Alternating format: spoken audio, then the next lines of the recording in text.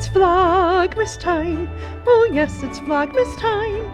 I talk about my favorite movies that you all should watch.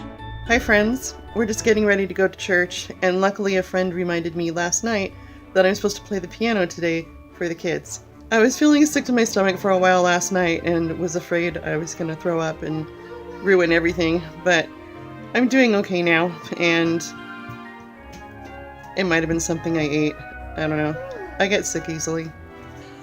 So I've been wanting to share my favorite movies with you guys, and it's really hard to narrow it down. So I'm going to focus today on movies that make me laugh.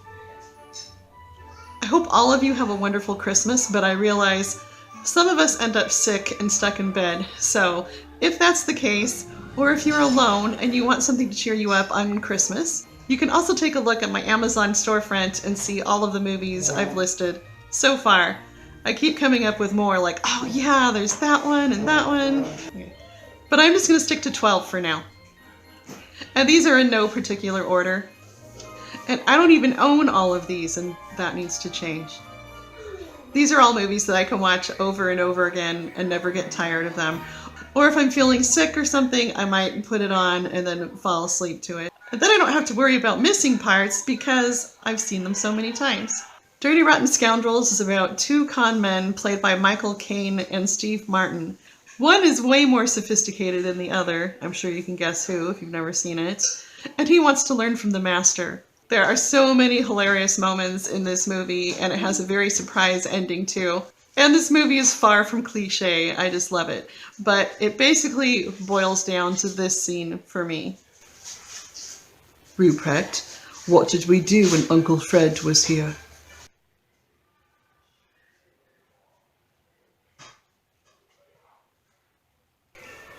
No, after that, we apologized. Ruprecht is used to scare off rich women who he doesn't want to marry. And that's all I'm going to tell you, but you should watch it. I find that trailers always give away the best parts of a movie.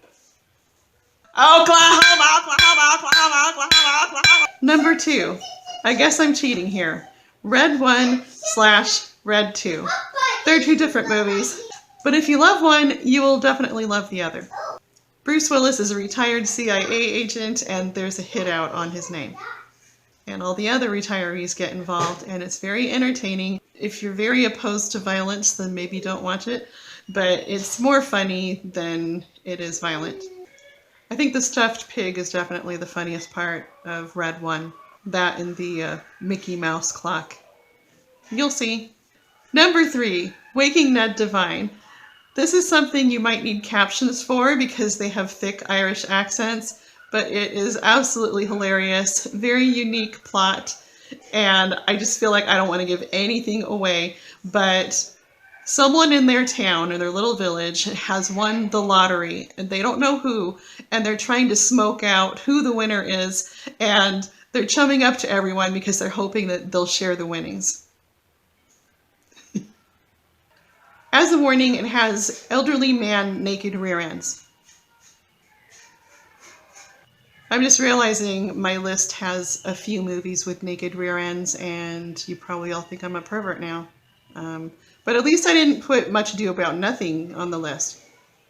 Well, now it's on the list now that I said it, right? Stranger Than Fiction. I absolutely love Will Ferrell, and I will watch a movie just because he's in it. And I don't care if it's just one line. Everything he says sounds funny to me. He could say he's going to get the mail and it would make me laugh. In Stranger Than Fiction, he hears a woman narrating his life and it is driving him crazy and he's trying to get to the bottom of it. And no, there are no naked rear ends in Stranger Than Fiction. Also, I haven't seen any rated R movies that have Will Ferrell, even though I love him. Which brings us to number 5, Dick. No, it's not a dirty movie. It's about two ditzy teenage girls who uncover the Watergate scandal accidentally. And the only reason why I saw this movie is because there was a clip in the trailer where Will Ferrell is fighting with a guy and yells, "You smell like cabbage." Like, why is that so funny to me? He plays one of the reporters trying to expose Richard Nixon. And again, this has an all-star cast and it's very creative. Make sure you watch for this part. I love you. I honestly love you. Number 6, another movie with the word dick in it. But no, it's not dirty. It's just about men who are named Dick. Don't demonetize me, please. Fun with Dick and Jane. I love watching this movie, especially when I'm financially stressed, because it makes me laugh, and then I think, well, it could be worse. It could be that your lawn gets repossessed, and then you're stealing patches of grass from various people in the cemetery, and the lawn is covered in dirt. This stars Jim Carrey and Téa Leoni, and she quits her job because he comes home with a huge promotion, but it turns out they're setting him up. This was like a Enron scandal sort of situation. So they went from having a very nice house to being on the verge of losing their home, and they go to pretty desperate measures to save it. 7, The Maiden Heist. I don't know very many people who've seen this movie, but again, it's a very creative plot line. It has Morgan Freeman, William H. Macy, and Christopher Walken. So these 3 men are in love with a certain sculpture or painting at this art museum, and when they find out the exhibit is going away, they are devastated. And when they become aware of each other, they come up with a plan to keep their favorite art pieces. Again, there is an extended scene with William H. Macy's naked rear end, but I assure you it is comical, and you will probably have tears streaming down your face like I did. Yeah, I was crying with laughter 2 times in that movie. The ending is absolutely hilarious. Number 8, I'm also recommending Mixed Nuts, which has Steve Martin. I love Steve Martin. How many Steve Martin movies do I have on here? Surprised I don't have more. Oh, because I didn't put Father of the Bride on here, even though I love Father of the Bride. But, it's a mix of heartwarming and funny. If you feel alone this Christmas, this is the movie for you. This is about a group of troubled people who work for a crisis hotline, and it turns out Steve Martin has been hiding the fact that they're about to be evicted from the building. This also has Rita Wilson, Madeline Kahn. She is one of my absolute favorites. She is hilarious. She's a wonderful singer, or rather, she was. I don't usually cry when celebrities pass away, but when I found out Madeline Kahn passed away, I cried. Anyway, there's this scene when she gets stuck in the elevator. It is the funniest thing ever.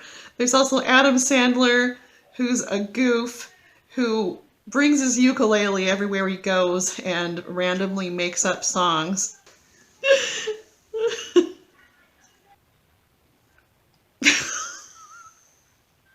Also, am I saying his name right? Liv Schreiber?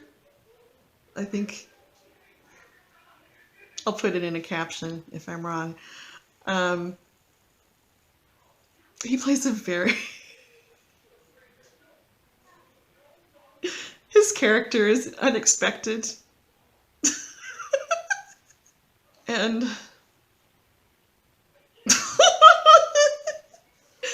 Throughout the movie, there's a man who's calling repeatedly because he's a pervert. And he says, "May I wish Merry Christmas to a woman?" Juliette Lewis's character, who's visiting, starts yelling at him that he's a pervert. And then Madeline Kahn gets on. And the pervert says, "I don't want to talk to you, old lady." Okay, I don't want to give it away. Just go watch Mixed Nuts. You might be able to find it on the Roku channel. Like, sometimes it shows up for free. And then it has a very good message at the end. He points out that everything sad is so much sadder at Christmas. And that is absolutely true. It just takes everything sad in your life and just rubs it in extra good. Number 9, While You Were Sleeping. This is also a mix of heartwarming and funny, but I put it more in the funny category because it makes me laugh all the way through. The conversations with the grandma especially just crack me up.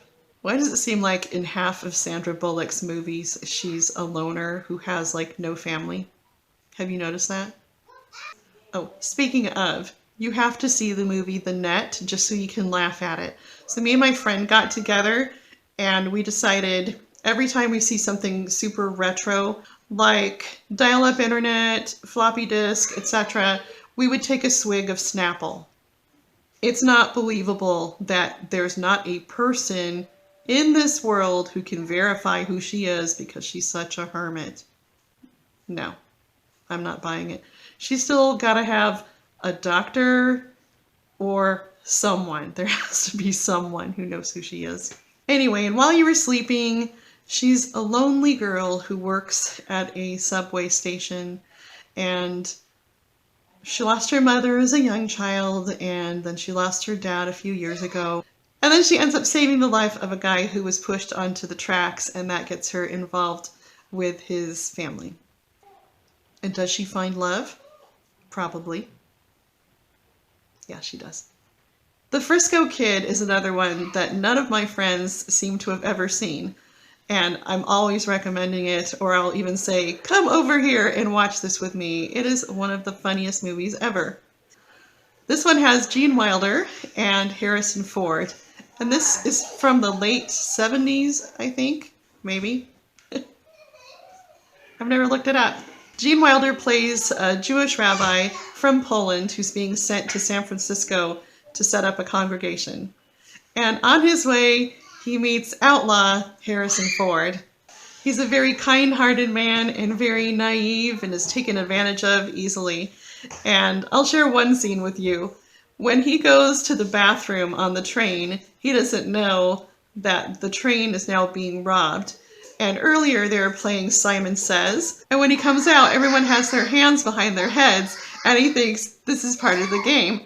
And he says, simple Simon Says, everybody laugh. And he's just cracking himself up. And everybody still has their hands on their heads because the outlaw has told them that there's still someone behind them with a gun. But he's actually left the train at this point after robbing everyone.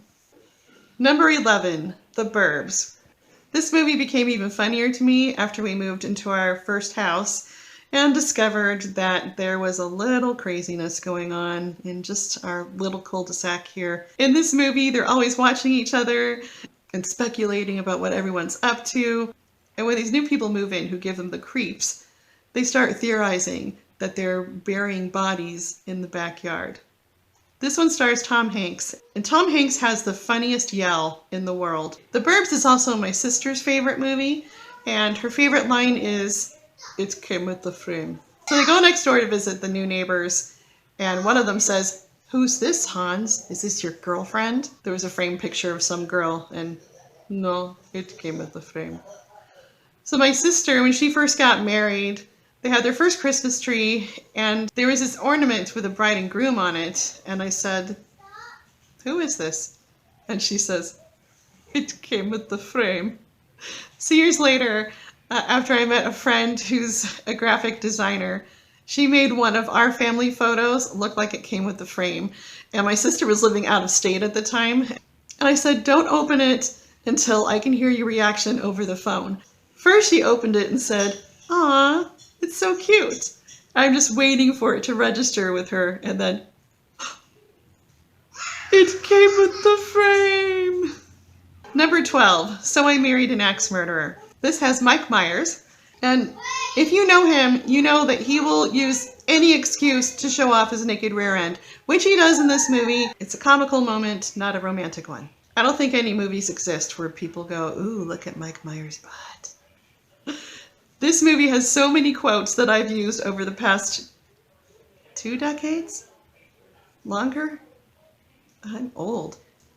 He plays the main character, and he also plays the main character's father, who is Scottish. And if you go back and watch this and you've never seen it, you will realize, oh my gosh, it's Shrek. And his mom. Oh my gosh. There's this scene where they're singing this happy anniversary song to his parents, and his dad yells, "Shut it!" And whenever my friends have an anniversary, I'll sing the song to them. I actually just called my mom the other day. "Happy anniversary, happy anniversary, happy anniversary, happy anniversary, happy, happy, happy, happy, happy anniversary, happy, happy, happy, happy, happy anniversary, happy, happy, happy, happy, happy, happy, happy, happy." That's when he yells, "Shut it." Heed, pants, no! The dad is always making fun of their son who has a giant head, and so he calls him Heed. And one of the funniest storylines is his best friend, who's a cop, but he doesn't like how nice his boss is. His boss says things like, "Somebody needs a hug." He's trying to teach his boss to be more verbally abusive and to use some ethnic slurs. The funniest thing about that character, though, is that he complains that he doesn't get any action and that he's never held on to that bottom part of the helicopter. That's what he calls it, the bottom part of the helicopter. Anyway, this movie is about meeting a woman and falling in love with her, but then he starts to suspect that she's a murderer. That's why it's called So I Married an Axe Murderer. Now, if you haven't seen it, I'm not going to tell you if she was an axe murderer or not. But you'll find out if that one guy gets to hold on to the bottom part of the helicopter or not.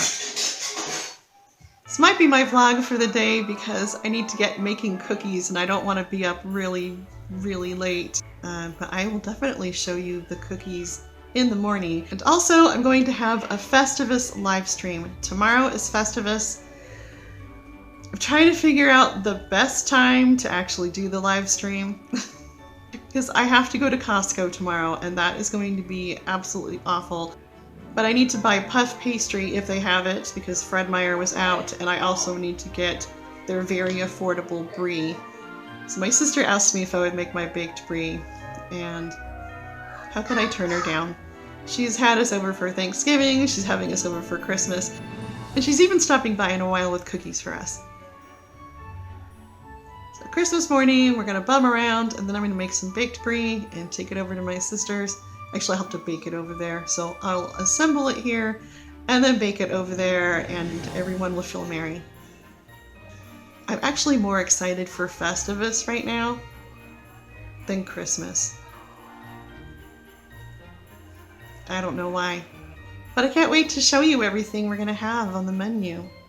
Thanks so much for watching. Please like, share, subscribe, and tap the bell for notifications so you know when I have a new upload. Also, tell me in the comments what your favorite movies are.